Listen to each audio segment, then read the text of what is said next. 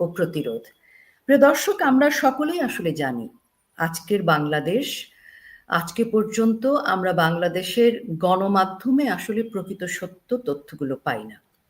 যে তথ্যগুলো আমরা সামাজিক যোগাযোগ মাধ্যমে পাই এবং আন্তর্জাতিক মিডিয়া এখন যে কথাগুলো বলছে, সেই কথাগুলোকে যদি আমরা এক লাইনে আপনাদের সামনে তুলে ধরতে চাই, তাহলে বিষয়টা অনেকটা এরকম যে আজকে 5ই আগস্ট 2024 পরবর্তী সময় থেকে শুরু করে আজকের বাংলাদেশ একটি মানে স্মরণকালের 1971 সালের আগের সময় থেকেও সবচাইতে ভয়াবহ ক্রান্তিকালে উপস্থিত হয়েছে।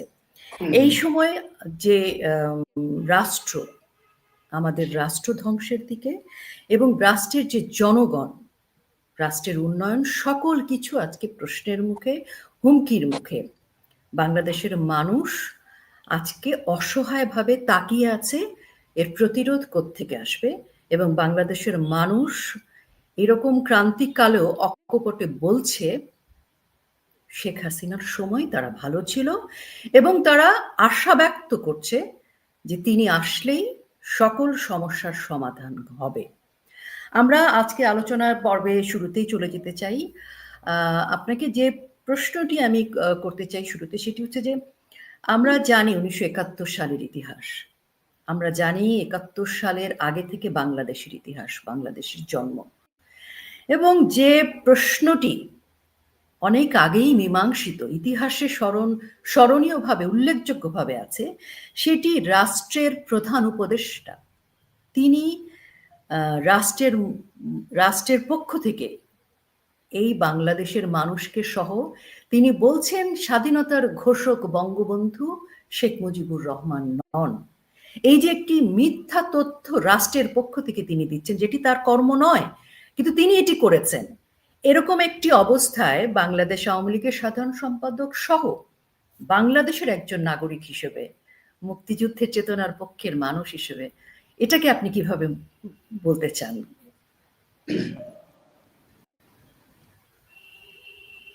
দেখুন, আজকে 1 ডিসেম্বর আমাদের বিজয়ের মাসের প্রথম দিন। আজকের এই দিনে আমি শ্রদ্ধাবনত চিত্তে স্মরণ করছি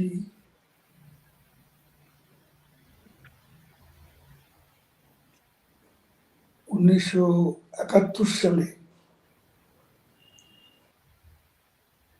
যারা জীবন দিয়ে, রক্ত দিয়ে দেশ মাতৃকার ঋণ পরিশোধ করেছে, 30 লাখ শহীদ, 2 লাখ মা বোনের সম্ভ্রম হানি,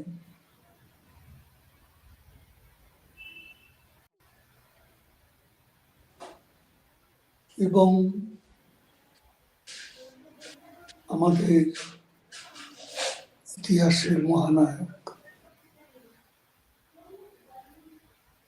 আমাদের স্বাধীনতার স্থপতি, যিনি আমাদের পূর্বপুরুষদের হাজার বছরের পরাজয়, অপমান, গ্লানি প্রতিশোধ নিয়ে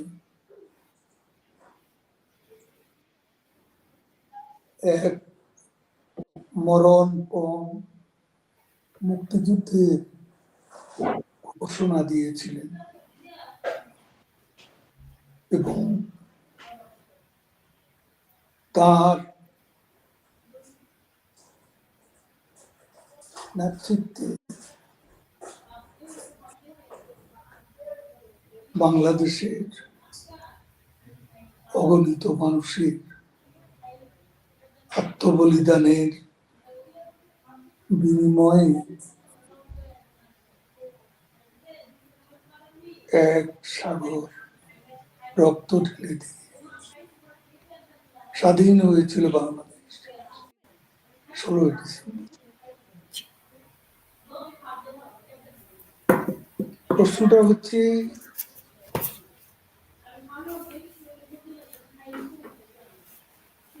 এই স্বাধীনতার ঘোষক কে? এই বিতর্কের সূত্রপাত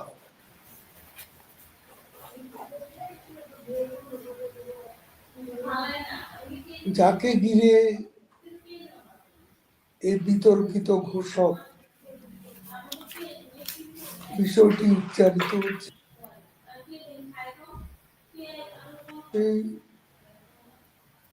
জেনারেল জিয়াউর রহমান তার জীবদ্দশা কখনো নিজেকে স্বাধীনতার ঘোষক বলে তিনি কখনো বলেননি,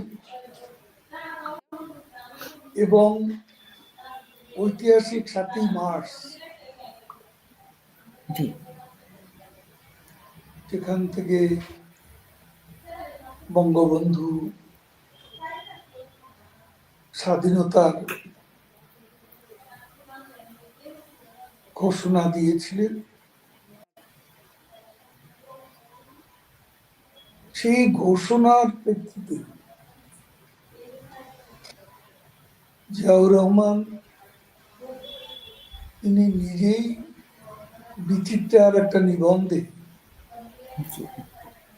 তিনি বলেছিলেন, লিখেছিলেন, 7ই মার্চের বঙ্গবন্ধুর ভাষণ শুনে আমরা স্বাধীনতার গ্রিন সিগন্যাল পেয়ে গিয়েছি। এরপর আসুন স্বাধীনতা ঘোষক আর এই ঘোষণার পার্থক্য দুটা কিন্তু ভিন্ন বিষয়। তার সঙ্গে আরেকটা প্রশ্ন আছে,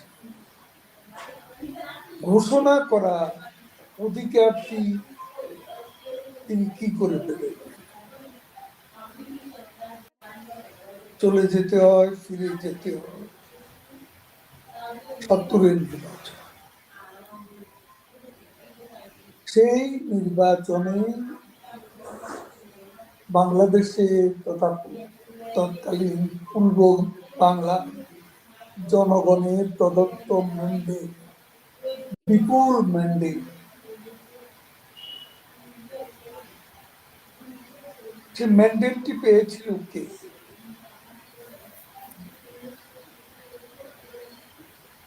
স্বাধীনতার ঘোষণা করা যুক্তিযুক্ত, আইনগত, কার অধিকার এটা অবশ্যই বিবেচনা করতে হবে।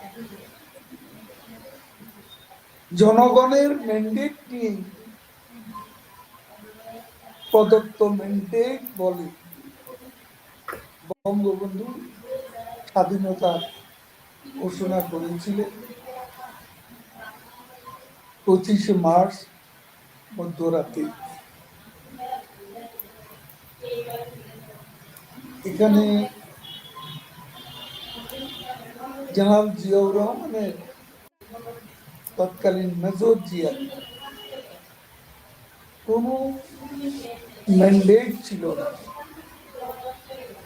স্বাধীনতা ঘোষণা করা, যে কারণে তিনি বঙ্গবন্ধুর পক্ষে স্বাধীনতার যে ঘোষণা দিয়েছিলেন Chittagong,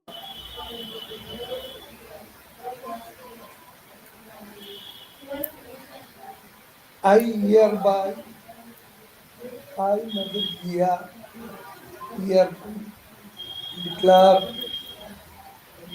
the independence of Bangladesh on behalf of our great national leader Bangabandhu Sheikh Mujibur Rahman. Ziaur Rahman সাহেব নিজেই বলেছেন তিনি বঙ্গবন্ধুর পক্ষে স্বাধীনতার ঘোষণা দিয়েছেন কালুঘাট বেতার কেন্দ্রে তিনি পাঠ করেছেন। সেখানে মরুম এম এ হান্নান তিনিও ছিলেন পাঠক, জি, এই ঘোষণার পাঠক। তারপরে আবুল কাসেম সন্দীপ জি, আরেকজন ঘোষণার পাঠক। এখন ঘোষণার পাঠক হিসেবে তখন যেহেতু মেজর জিয়া সেনাবাহিনীর প্রতিনিধি, জি, একজন সেনাবাহিনীর অফিসার, তার ঘোষণাটার মূল্য সার্বিকভাবে জনগণের কাছে বেশি। অনুপ্রেরণার দিক থেকে স্বাধীনতা সংগ্রামের প্রথম পর্যায়ে এই মুক্তিযুদ্ধকে আরো বেগবান করতে এই ঘোষণার প্রয়োজন ছিল অন বিহাফ অফ বঙ্গবন্ধু। একজন মেজর যখন এই ঘোষণাটি দেন তখন পাবলিকলি এটার একটা ভিন্ন পারসেপশন দাঁড়িয়ে যায়। কাজেই আমি এভাবে স্বাধীনতার ঘোষণা নিয়ে মোহাম্মদ ইউনূস গায়ে পড়ে হঠাৎ করে যে বক্তব্যটি দিলেন, এটা তিনি ইচ্ছে করে দিলেন। জি, একদম এইটা তার পূর্ব পরিকল্পিতই ছিল। পোস্টার হিসেবে, জি, ডিপ স্টেটের পাপেট হিসেবে, জি, রেজিম চেঞ্জের নায়ক হিসেবে তার যে লক্ষ্য, তার যে এজেন্ডা, সে এজেন্ডা বাস্তবায়নেরই একটা অংশ। একদম। আমি একটা সম্পূরক প্রশ্ন এখানে একটু একটা লিডার একটা সম্পূরক প্রশ্ন আপনাকে এর সাথে দিয়ে দিতে চাই। সেটি হচ্ছে যে ৫ই আগস্ট পরবর্তী সময়ে যখন মুক্তিযুদ্ধের চেতনার পক্ষের সকলে বলছিল যে এরা স্বাধীনতার বিরোধী অপশক্তি, পাকিস্তান হানাদার বাহিনীর দোসর, রাজাকার আলবদর, তখন অনেকে বলছিল এটা বাংলাদেশ আওয়ামী লীগের একটি বয়ান, বাংলাদেশ আওয়ামী লীগ এরকম বলছে। কিন্তু এখন এই বর্তমান সময়ে তথাকথিত অবৈধ অসাংবিধানিক সরকারের প্রধান উপদেষ্টার এই বক্তব্য এবং বর্তমানে জামাত ইসলামীর যে আস্ফালন, সবকিছু মিলিয়ে কিন্তু আপনি যে কথাটি বলছিলেন সেটা সূত্র ধরেই বলছি যে এই যে স্বাধীনতা বিরোধীদেরকে সামনে এগিয়ে নিয়ে আসা, তাদের উত্থানকে নিশ্চিত করা এবং তাদেরকে ক্ষমতার শীর্ষে নিয়ে যাওয়ার পরিকল্পনা হিসেবেই এই বক্তব্যটি তিনি পূর্ব পরিকল্পনার অংশ হিসেবে দিয়েছেন। তো এই জায়গাটায় জনগণ এখন বুঝতে পারছে আপনি যেটি বলছিলেন। এরকম একটি অবস্থায় রাজনৈতিক দল হিসেবে বাংলাদেশ আওয়ামী লীগের পক্ষ থেকে এবং জনগণের পক্ষ থেকে এই মুহূর্তে কিন্তু এটা একটা অশনি সংকেত। আমরা মনে করি যে যারা ক্ষমতার শীর্ষে যাচ্ছে সেখানে আপনার দিক থেকে কি বক্তব্য? দেখুন, এজেন্ডাটি তো পূর্ব পরিকল্পিত। তিনি নিঃসন্দেহে ডিপ স্টেটের পাপেট। তাকে এখানে সহায়তা দিয়েছে পাকিস্তান, পৃষ্ঠপোষকতা করেছে জামাত শিবির, মৌলবাদী জঙ্গি গোষ্ঠী, এবং সঙ্গে আমাদের সামরিক বাহিনীর সহায়তা এবং তারা এর পেছনে ছিল বলেই বাংলাদেশের জনগণ, বিশ্ববাসীও মনে করে যেটা সেনাবাহিনীর সহযোগিতা ছাড়া এ ধরনের একটা ভায়োলেন্ট ইনসারেকশন, সহিংস উত্থান বাংলাদেশে ঘটতো না। ছাত্র সমাজ যেখানে আবেগপ্রবণ ছাত্র সমাজ এখানে প্রতারিত হয়েছিল এবং প্রতারণার শিকার আজ দিনে দিনে সেটা সত্য হয়ে বেরিয়ে আসছে। তাদের অনেকেই এর ভেতরে তাদের সেদিনের যে অবসেশন, যে আবিষ্টতা, আচ্ছন্নতা, সেটা থেকে অনেকে নিজেদেরকে এখন বিযুক্ত করছেন এবং বলছেন যে আবেগ অনুভূতি প্রবণ হয়ে তারা সেদিন যোগ দিয়েছিল। এটা কোনো আন্দোলন ছিল না, এটা কোনো গণ অভ্যুত্থান ছিল না, এটা ছিল একটা ভায়োলেন্ট ইনসারেকশন। আজকে যেখানে প্রাইম টার্গেট ছিল জাতির পিতা বঙ্গবন্ধু মুজিবের কন্যা, প্রধানমন্ত্রী দেশরত্ন শেখ হাসিনা, তাকে হত্যা করাই ছিল তাদের মূল উদ্দেশ্য। এবং সেখানে একটা বিষয় আমরা যতটা জানি, তিনি সেদিন যে পরিস্থিতি বিরাজ করছিল,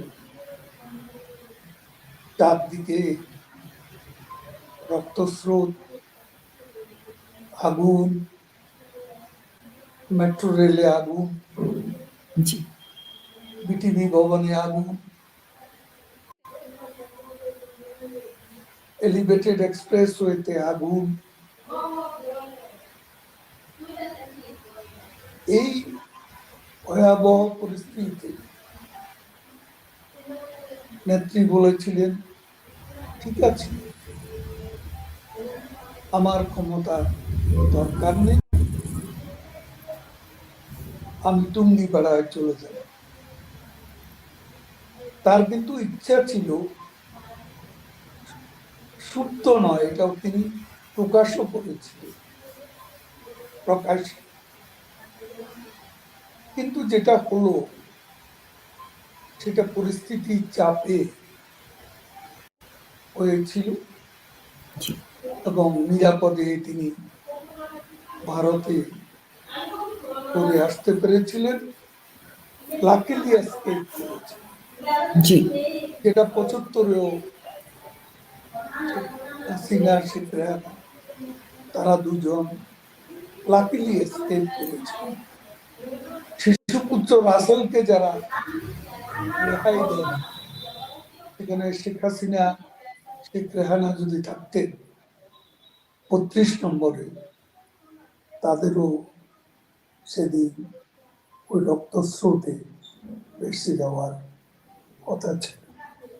এটা তারা বিভিন্ন বক্তব্যে অনেকে স্বীকারও করেছে যে বঙ্গবন্ধু কন্যাকে হত্যার পরিকল্পনা নিয়েই তারা আসলে গণভবনের দিকে রওনা দিচ্ছিল। আওয়ামী লীগ কি চায়? আওয়ামী লীগের এখানে আজকের বাংলাদেশে যে পরিস্থিতি, বাংলাদেশ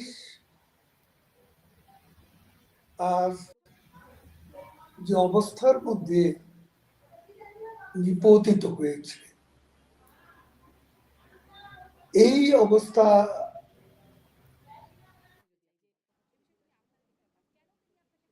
বিদেশি ষড়যন্ত্রের সঙ্গে, বিশেষত ডিপ স্টেট, পাকিস্তান, যারা তাদের ৭১-এর পরাজয়ের প্রতিশোধ নেয়ার জন্য ষড়যন্ত্র অব্যাহত রাখে, ৭৫-এ বঙ্গবন্ধুকে সপরিবারে হত্যা করার ষড়যন্ত্রেও তারা ছিল। এবং এখানে মঞ্চের যে নাটক, এখানে আপনি যে কথা বলেছেন, মূল শক্তি ফার রাইট ফান্ডামেন্টালিস্ট ফোর্স। এই ফোর্সেস এরা শুধু বাংলাদেশেই এদের কর্মপরিসর নয়, তারা আন্তর্জাতিকভাবে মুসলিম ব্রাদারহুডের সঙ্গে জড়িত, তাদের নেটওয়ার্কের সঙ্গে জড়িত, আল কায়দা নেটওয়ার্কের সঙ্গেও এদের যুক্ত থাকা প্রমাণ আছে।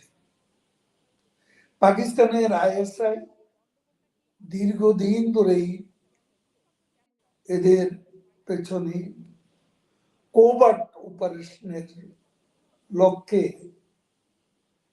তারাও এদেরকে পরামর্শ দিত।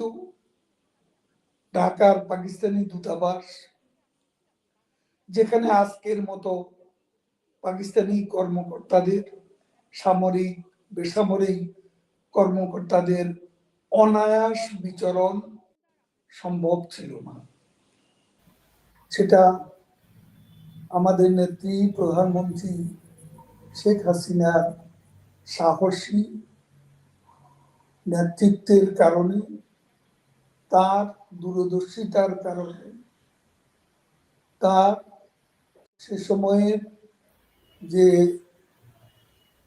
তিনি তার নীতিগত যে অবস্থা, ৭১-এর পরাজিত শক্তি পাকিস্তান এবং এদের রাজনৈতিক যে আদর্শ, যে মৌলবাদী দর্শন, এর বিরুদ্ধে তিনি ছিলেন বাংলাদেশ রাষ্ট্রের জন্মের যে চেতনা, সেই চেতনার ধারক বাহক এবং কঠোর হস্তে তিনি অবস্থান নিয়েছিলেন এবং শত্রুতাকেও কঠোর হস্তে দমনের বিভিন্ন কৌশল অবলম্বন করেছিলেন। যুদ্ধাপরাধীদের বিচার, মানবতা বিরোধী অপরাধীদের বিচার, এই কাজটি অসম সাহসে সম্পন্ন করা বাংলাদেশে আর কোন নেতার পক্ষে সম্ভব ছিল বলে আমরা মোটেও বিশ্বাস করি না।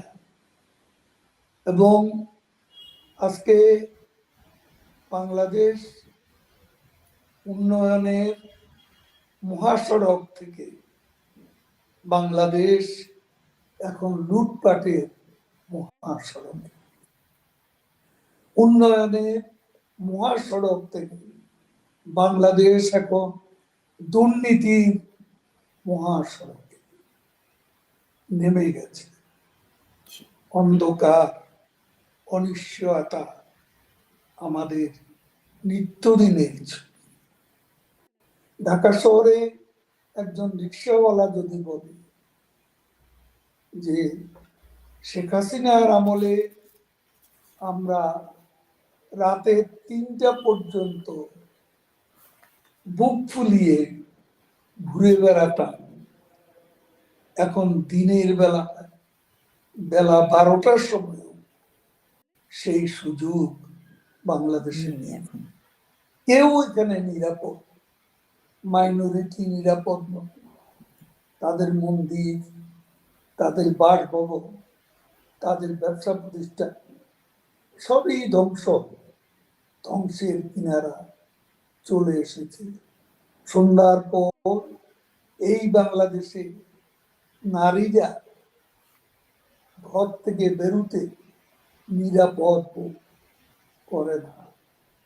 অথচ বাংলাদেশের একজন নারী সেদিন ভিডিওতে একজন মহিলা বলছিল যে আমরা শেখ হাসিনার সময় রাত 12টার পর একা একা এই শহরে ঘুরে বেড়িয়েছি, কেউ আমাদের স্পর্শ করতে সাহস পায়নি।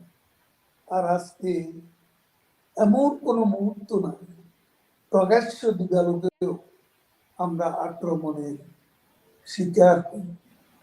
এদেশে আজ সাংবাদিকরা নিরাপদ নয়। 1000-এরও বেশি সাংবাদিকের হয় চাকরি গেছে অথবা অ্যাক্রেডিটেশন কার্ড বাতিল করা হয়েছে। আজকে আইনজীবীরাও এখানে নিরাপদ নয়। আজকে বহু আইনজীবী কারাগারে রাজনৈতিক নেতাকর্মীদের সঙ্গে, যেখানে আমাদের লক্ষাধিক আমাদের লক্ষ লক্ষ নেতা কর্মী কারাগারে, সেখানে সাংবাদিকরা চাকরিচ্যুত হয়ে অনেকেই কারাগারে।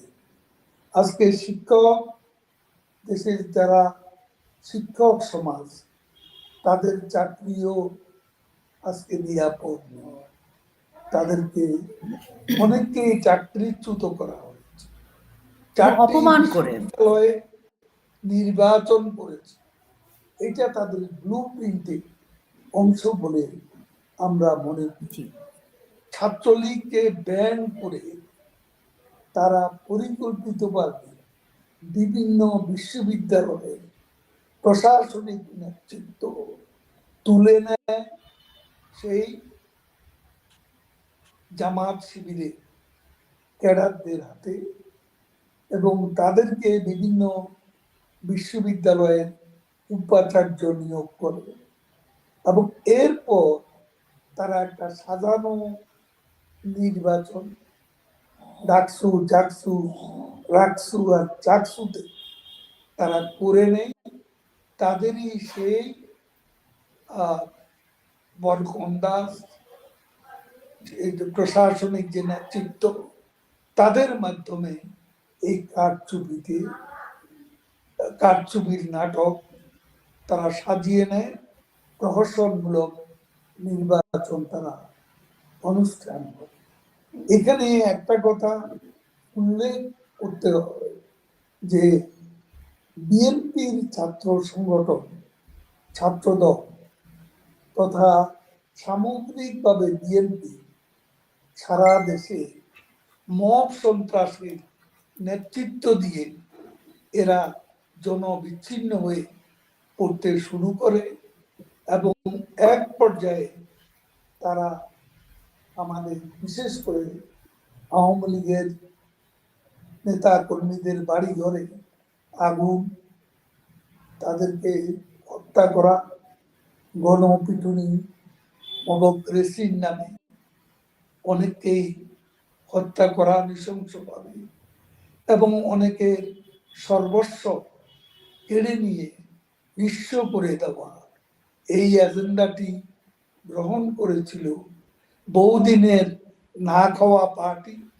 বিএনপি, হাওয়া ভবনের যুবরাজের সেই পার্টি। সেই পার্টি ক্রমে তাদের খারাপ আচরণের জন্য জনবিচ্ছিন্ন হয়ে পড়ে। আর এই সুযোগে পরবর্তী টার্গেট আগামী নির্বাচনে জয়লাভের জন্য ফার রাইট সেই ফান্ডামেন্টালিস্ট জামাত তাদের এজেন্ডা বাস্তবায়ন শুরু করে।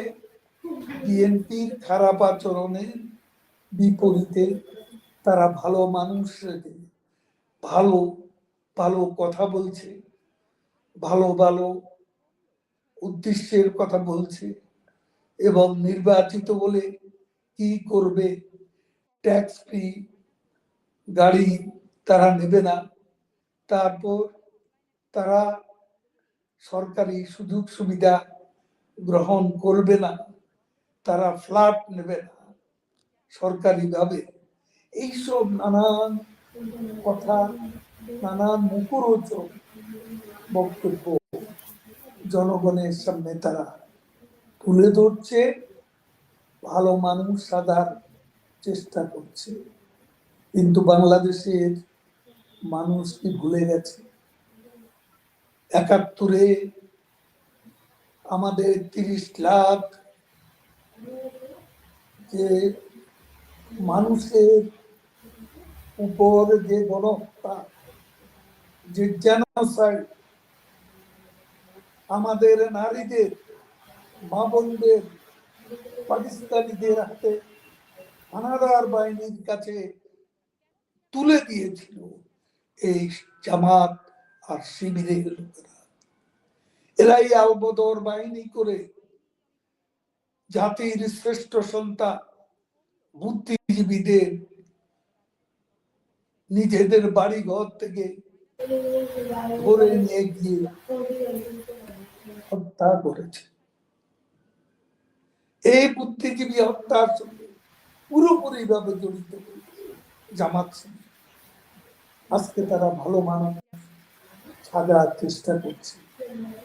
আর বাংলাদেশেরও কিছু সুবিধাবাদী মানুষ আছে যারা মনে করছে আওয়ামী লীগ আমলে সুবিধা পায়নি, তারপর বিএনপির আচরণ অসন্তুষ্ট, তারা এখন প্রচার করছে সবার চেয়ে দাড়ি পাল্লাই আজকে, অথচ তাদের লোকেরা বিভিন্ন জায়গায় প্রচার করছে যে জান্নাতে যেতে বলে জামাতে ভোট দিতে। এইসব অপপ্রচার বাংলাদেশে করছে, জনগণকে প্রলুব্ধ করছে। আওয়ামী লীগ খারাপ, বিএনপি খারাপ, কাজে জামাতই একমাত্র বিকল্প শক্তি হতে পারে। জামাতের স্বরূপ তারা এখনো বুঝতে পারেনি। আজকে কি সুন্দর সুন্দর কথা বলে ডাকসুর বিধি হয়েছে সাদিক গায়েব। এই ছেলেটি জঘন্য ভাষা লাথি মেরে শেখ হাসিনাকে ভারতে তাড়িয়ে দিয়েছে। লকডাউনের দিন সে একটা ক্রিকেটের ব্যাট নিয়ে মাস্তানের মতো বিশ্ববিদ্যালয় এলাকায় ঘুরতে থাকে। তাকে যখন কেউ জিজ্ঞেস করে বলে ছাত্রলীগ করছি। তারা এগুলো প্রকাশ্যেই বলেছে, প্রকাশ্যেই টিভি ক্যামেরার সামনেই বলেছে। সে শেষ বিকেলে ব্যাট হাতে নিয়ে ক্রিকেটের বলে পেটাচ্ছে আর বলছে ছাত্রলীগ পেটাতে পারিনি, খুঁজে পাইনি, তাই এখন ক্রিকেটের বল পেটাচ্ছে। এই ধরনের জঘন্য ভাষা ব্যবহার করছে। চট্টগ্রামে শাহজাহান চৌধুরী এমনও বলেছে তার কথায় সূর্য উঠবে, সূর্য অস্ত যাবে। এমনও বলেছে ডিসিএসপিরা জামাতের কথা উঠবে, জামাতের কথায় বসবে, ইউএনও ওসিরা জামাতের হুকুমের চাকর হিসেবে থাকবে। এইসব কথা, এটাই কিন্তু শাহজাহান চৌধুরীর যে বক্তব্য, এটাই কিন্তু জামাতের ভেতরের বক্তব্য, এটাই তাদের আসল রূপ। কেউ এখন উন্মোচন করছে, কেউ পরে করবে। সময় যখন আসে, যদি ইউনূসের সেই স্বপ্ন বাসনার অংশ হিসাবে আগামী নির্বাচন যদি হয়, সেখানে তারা জয়ী হতে পারলে, আমি যে বলেছিলাম এরা ক্ষমতা এলে আমাদের ৫ লাখ লোককে হত্যা করবে মুক্তিযুদ্ধের সম্পর্কে। শফিক সাহেব, ডক্টর শফিক অবশ্য কথাবার্তা আচরণে অনেক সংযত। তিনি বলেছেন ওবায়দুল কাদের সাহেব 5 লাখ লোক হত্যা করব আমরা, এমন কথা দফায় দফায় বলেছেন। এখন কি হলো? এখন তো কিছু হবে না, হবে ক্ষমতার মঞ্চে যখন যাবেন তখন আমি তো 5 বলছি, আন্ডা বাচ্চাও আপনারা রাখবেন না মুক্তিযুদ্ধের। একথা আমরা ভালো করি জানি। এটা আপনাদের আপনার এই কথার সাথে আমি শুধু আরেকটু যুক্ত করে দিতে চাই। আহ, আহ, এখন হয়তো আমরা গুনতে পারছি না, কিন্তু নদী নালা খাল বিল সহ বিভিন্ন জায়গায় যে মানুষের খণ্ডিত শরীর পাওয়া যাচ্ছে, লাশ পাওয়া যাচ্ছে, বহু মানুষ নিখোঁজ, যে পুলিশ মারা গেছে 5ই অগস্ট পরবর্তী সময়, সেখানে অগণিত মানুষ কিন্তু হত্যা হয়েছে, নির্যাতিত হয়েছে, বাড়িঘর অগ্নিসংযোগ হয়েছে, স্থাপনা ধ্বংস হয়েছে, এবং মুক্তিযুদ্ধের সকল কিছুকে তারা ধ্বংস করেছে, এবং সেটা পূর্ব পরিকল্পিতই ছিল, এবং তাদের সকলকে ইন্ডেমনিটি দিয়ে সমস্ত কিছু সব ভেঙে ফেলেছে। ভাস্কর্যগুলো ধ্বংস করেছে। তো এগুলো তো সব মুক্তিযুদ্ধের জামাতেরই চিহ্ন প্রেসক্রিপশন, যেখানে আছে সব সব ভেঙে ফেলেছে। চিহ্ন তারা মুছে ফেলতে উদ্যত হয়েছে, এবং তারা তাদের সেই চিরুনি অভিযান, জি, মুক্তিযুদ্ধকে ধ্বংস করা চিরুনি অভিযান, যার গডফাদার হচ্ছে পাপেট মোহাম্মদ ইউনূস। এই মানুষ মুক্তিযুদ্ধ করেনি, স্বাধীনতা সংগ্রাম দেখেনি। এই মানুষটি আমাদের শহীদ মিনারে যায়নি, আমাদের জাতীয় স্মৃতিসৌধে যায়নি।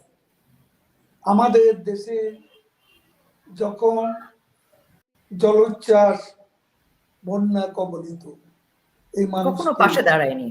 আমরা কখনো দেখিনি মানুষের পাশে দাঁড়াতে।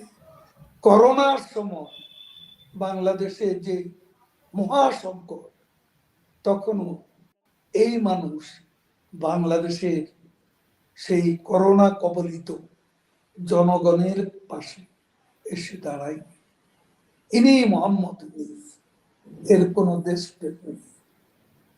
এর লক্ষ্য হচ্ছে নিজের ক্ষমতা, এর লক্ষ্য হচ্ছে বাংলাদেশকে তার প্রভুদের হাতে, সে পাকিস্তানের এজেন্ট, সে ডিপ স্টেটের এজেন্ট, এই বিদেশি শক্তিদের হাতে বাংলাদেশকে নিঃশর্তে তুলে দেওয়া, তথা এই বাংলাদেশকে বিক্রি করে ক্ষমতার মঞ্চে থাকা।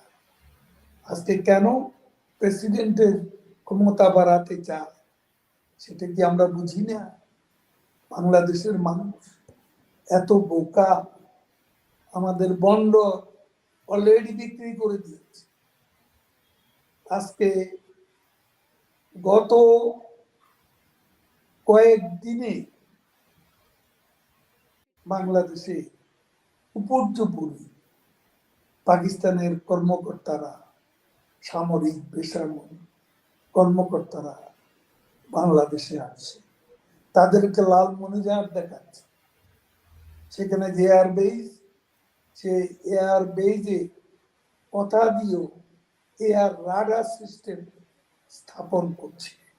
চিকেন নেক, ভারতের চিকেন স্নেককে লক্ষ্য করে গুটি সাজানো হচ্ছে।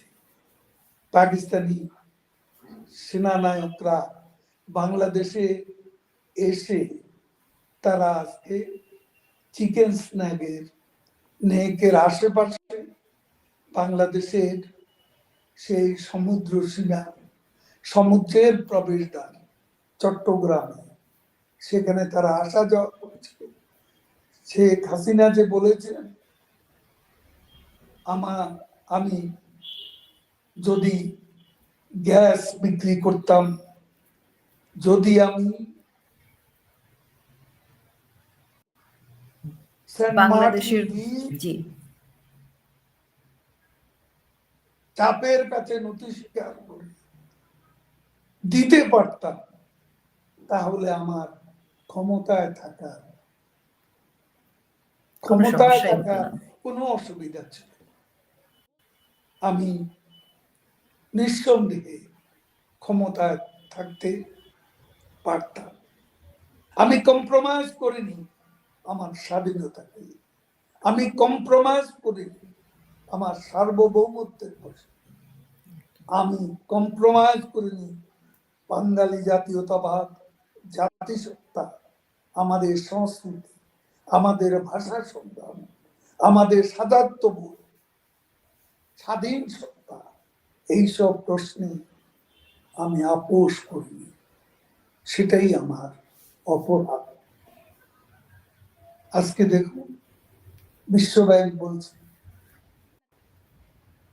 গত কয়েক মাসে বাংলাদেশে ২৭ লাখ মানুষের চাকরি আছে। এর মধ্যে ৫০ লাখ মানুষ বেকার এখন। এর মধ্যে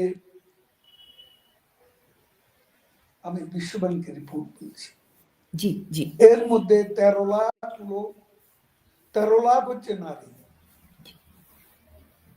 যারা চাকরিচ্যুত হয়েছে। ৩৫০০ মিল কারখানা বন্ধ। বিকাশমান যে গার্মেন্টস, আমাদের বৈদেশিক মুদ্রার প্রধান উৎস, সেই গার্মেন্টস আজকে ধ্বংসের পথে। আজকে বাংলাদেশ খেলাপিরি নেই। শেখ হাসিনার আমলে ৮%। সেই বাংলাদেশ ২ মাস আগেও ছিল ২৮%। কোথা থেকে কোথায় গেল? ৮ থেকে ২৮। আর এখন নাকি সর্বশেষ রিপোর্টে যেটা জানলাম, যে বাংলাদেশ এখন খেলাপিরি নেই। ইউক্রেন, বেনি, গিনি এবং আফ্রিকা সাদের চেয়েও আরো উচ্চতম জায়গা আজকে উন্নীত হয়েছে, মানে অবনমিত হয়েছে। এ হচ্ছে বাংলাদেশের আজকে অবস্থা। আমরা দারিদ্র বঙ্গবন্ধু কন্যা 18% নামিয়েছি, সেই 44%। সেই দারিদ্র এখন সেই 18% থেকে অলরেডি 28% অতিক্রম করেছে। হত দরিদ্র 7 থেকে 12% ইতিমধ্যেই অবনমিত হয়েছে। আজকে এশিয়ার মধ্যে এখন নাকি ইনফ্লেশন, মুদ্রাস্ফীতিতে বাংলাদেশ প্রথম স্থানে চলে গেছে। আমাদের যে মুদ্রাস্ফীতি, খাদ্য মূল্য স্ফীতিতেও ঠিক সেই রকম একটা অবস্থা বাংলাদেশে বিরাজ করছে। তাহলে কোথায় বাংলাদেশ, কোথা থেকে কোথায় আসলো? আলো থেকে অন্ধকার। শেখ হাসিনা আলোকিত করেছে, তারা অন্ধকার, সেটাকে অন্ধকার করে দিয়েছে। মোহাম্মদ ইউনূস। শেখ হাসিনার সময় বাংলাদেশ বিশ্বে রোল মডেল হয়েছে উন্নয়নে। এখন বাংলাদেশ অনিশ্চয়তা, অস্থিরতা রোল মডেল। আজকে ইউনূস যে নির্বাচন, এটাও তার একটা ব্লুপ্রিন্ট, ষড়যন্ত্রের অংশ। আমরা জানি না এই মুহূর্তে এই নির্বাচন কি নির্বাচন সে করবে।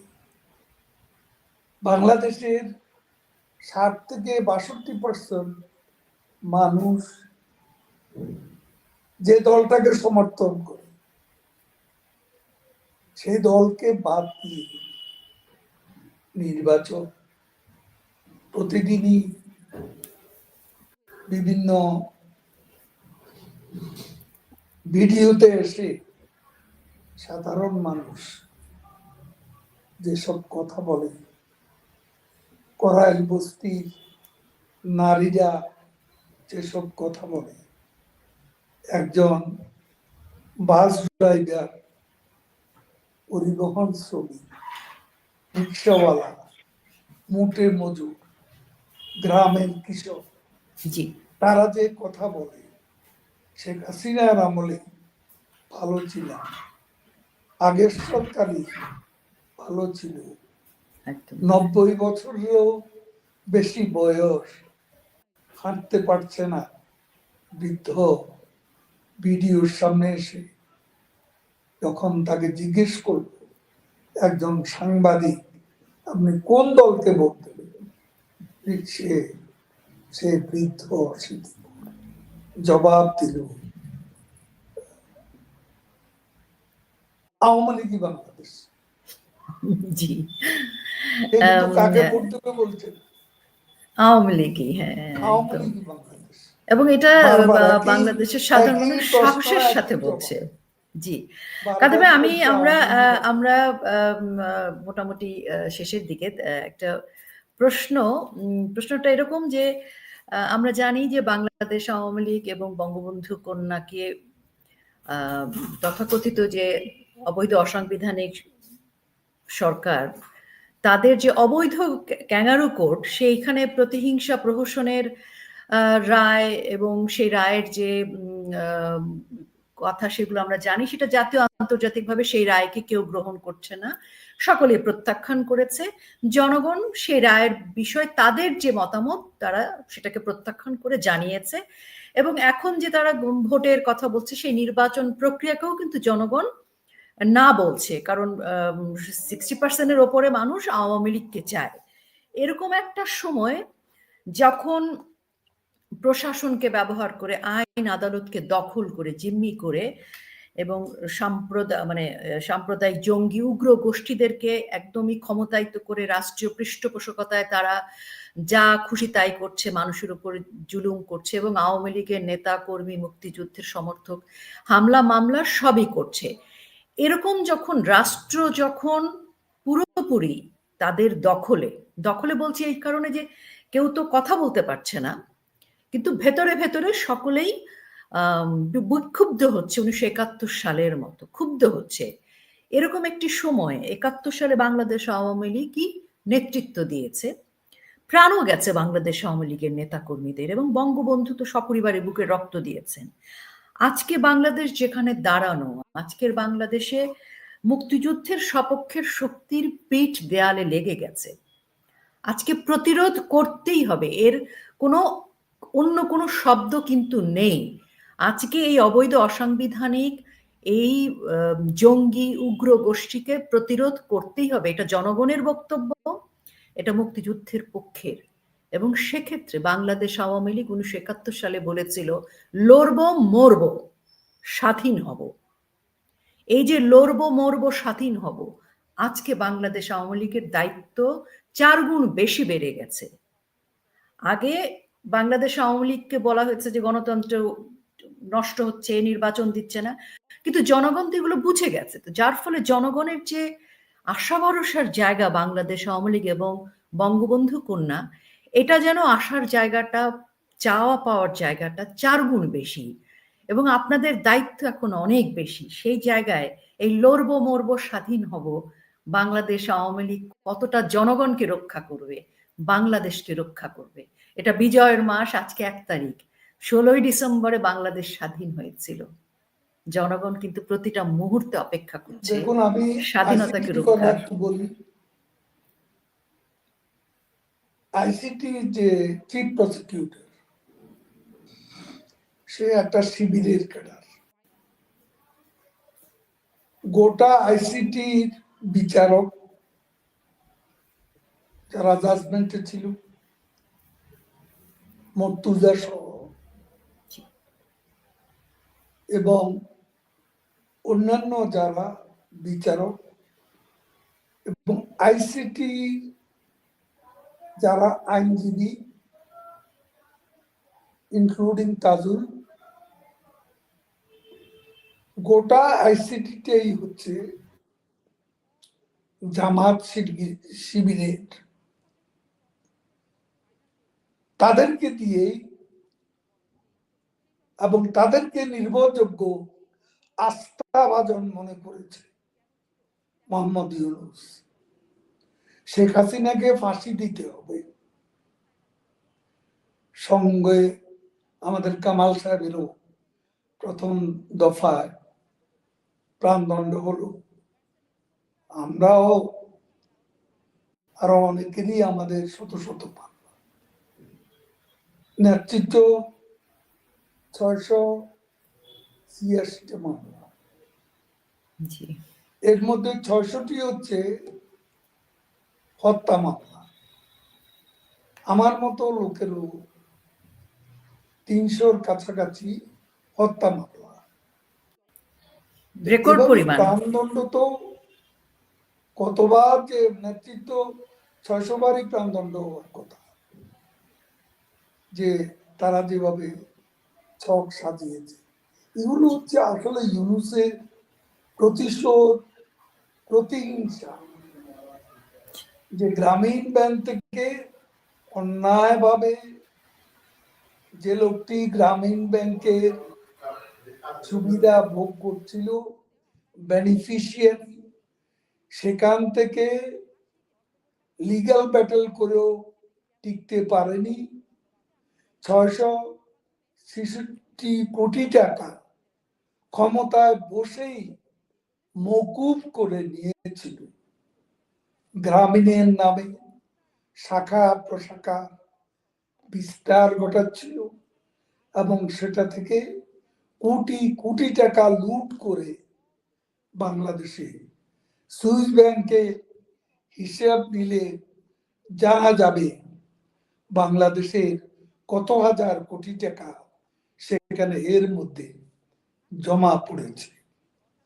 আমি এখানে একটা বিষয় পরিষ্কার করে বলতে চাই। আমরা প্রথমে ভেবেছিলাম প্রেসিডেন্ট ট্রাম্প ক্ষমতা আসলে আমাদেরকে হয়তো ক্ষমতায় বসিয়ে দেবে। পরে আমরা ভাবলাম আমাদের ৭১-এর বিশ্বস্ত বন্ধু ভারত আমাদেরকে ক্ষমতায় বসিয়ে দেবে। ফোন আসলেই একই কথা, কখন নেত্রী ফিরবেন, কখন আমরা ফিরব।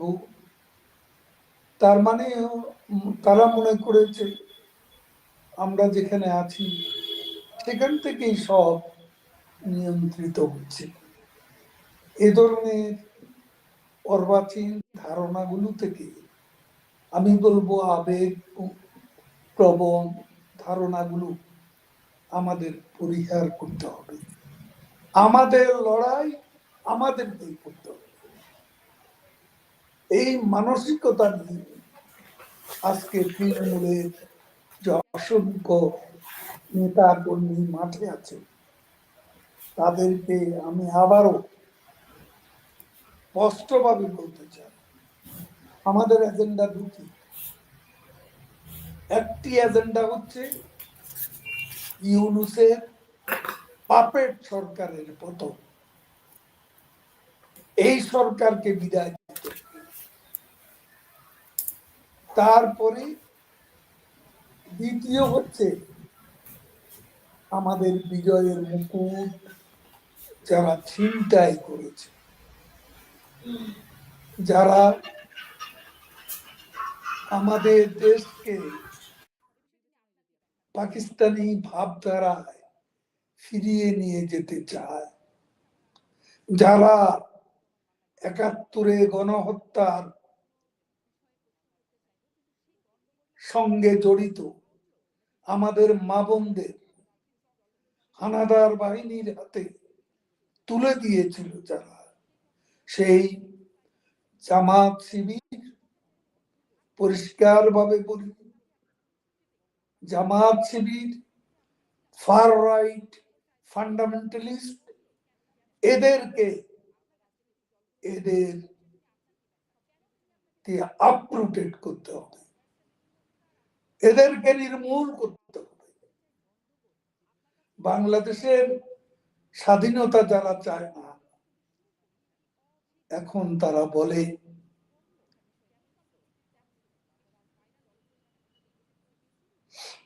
বাংলাদেশ থেকে তারা শেখ হাসিনাকে লাথি মেরে ভারত পাঠিয়েছে, এই স্পর্ধার জবাব আমাদের দিতে হবে। আজকে অন্য কোন শক্তি আমাদের সাহায্য করবে, এটাকে মূল বিষয় বা আমাদের মূল উদ্দেশ্য চিন্তা করলে আমরা ভুল করব। আজকে এই অঞ্চলের জিওপলিটিক্যাল কন্ডিশন আমাদের জানতে হবে। এখানে বাংলাদেশকে ঘিরে, বাংলাদেশকে ব্যাটেল গ্রাউন্ড করার লক্ষ্যে এবং আমাদের প্রতিবেশী বন্ধু ভারতকে ডিস্টেবিলাইজেশনে নিয়ে যেতে, অস্থিতিকরণের মধ্যে অন্ধকারে নিয়ে যেতে আজকে পাকিস্তান তাদের দেশের জঙ্গি মৌলবাদী গোষ্ঠী এরা সকলে মিলে গভীর ষড়যন্ত্রে আজকে লিপ্ত। আমরা কিন্তু ব্যাটল গ্রাউন্ড হতে যাচ্ছি। যেভাবে সামরিক শক্তির মহড়া, যেভাবে আমাদের দেশকে রাখাইন আরাকানের সাথে যুক্ত করে নতুন দেশ, একটা বৃহৎ দেশের কংগ্রেস থেকে যে প্রস্তাব আসে, এই অবস্থা, আমাদের অবস্থান খুবই সেন্সিটিভ, খুবই স্পর্শকাতর।